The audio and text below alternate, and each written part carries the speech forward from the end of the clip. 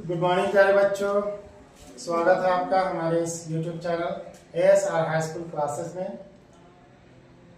प्यारे बच्चों, ये आपके क्लास 8 के लिए, क्लास 9 और क्लास 10 के लिए यहाँ पर क्लासेस है, मैथ की क्लासेस है।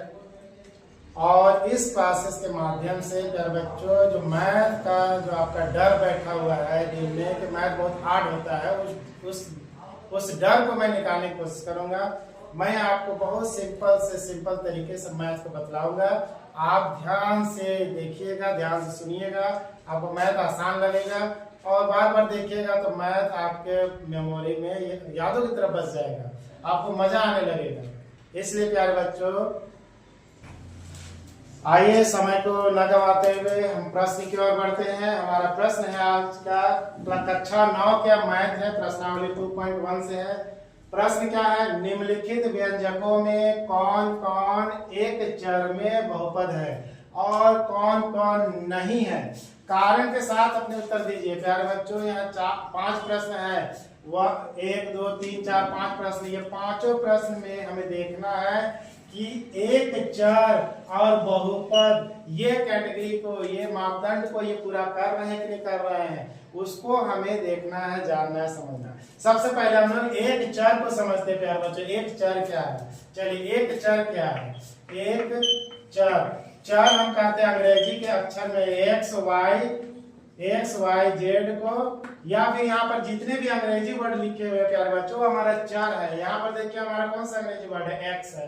यहाँ पर कौन सा वाई है? यहाँ पर कौन सा टी है? तो टी भी हमारा चर हुआ। यहाँ पर कौन सा वाई है? यहाँ पर कौन है?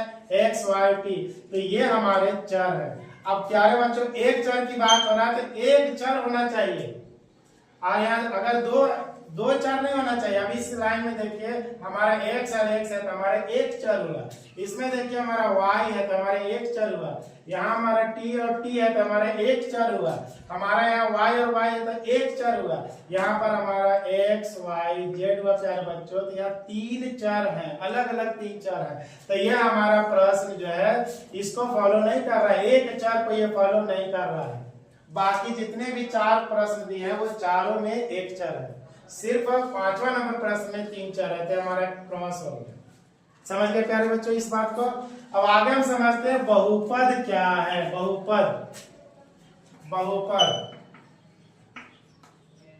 बहुपद हमारा है कि 2 या 2 से अधिक।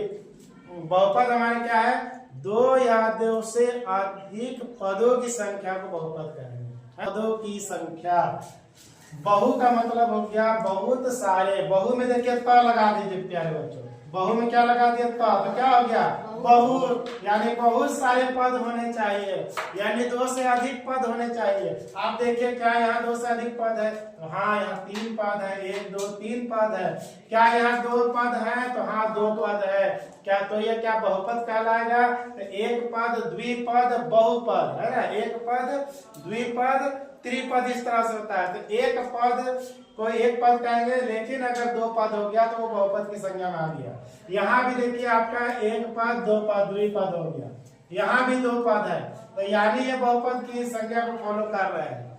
लेकिन बहुपद के और कुछ मापदंड है प्यारे बच्चों, तो मैं बताना चाहूंगा जो बहुपद नहीं कहलाएंगे। जैसे 1/x या 1/y या 1/z, इस तरह का अगर हम बहुपद में देखते हैं तो हमारा बहुपद ही नहीं कहलाएगा। दूसरा क्या, अगर रूट के अंदर में हो, रूट के अंदर में हो, रूट x हो, रूट z हो या रूट y हो, अगर ये भी हो तो हमारा वो बहुपद ही नहीं कहलाएगा। तो प्यारे बच्चों, क्या हम इस चीज को यहाँ पर देख पा रहे हैं? हाँ देख पा रहे हैं। देखिए आप यहाँ पर देख पाएंगे कि y जो है बट्टा में है, y बट्टा में है। इसका मतलब वो बहुपद क्या प्यारे बच्चों? बहुपद नहीं है, बहुपद नहीं है। फिर उसी तरह आप देख पा रहे हैं तो हमारा ये क्रॉस हो गया, हमारा बहुपद नहीं है। फिर हम यहाँ देख पाएंगे यहाँ पर कि हमारा रूट के अंदर टी है, तो ये भी हमारा बहुपद नहीं है। रूट वाला भी हमारा बहुपद नहीं है। और इस तरह से बट्टा के अंदर में आ जाए तो वो भी हमारा बहुपद नहीं है। तो हमारा कौन कौन बच रहा है? ये 2 प्रश्न 1 और 2 हमारे क्या है? बहुपद है।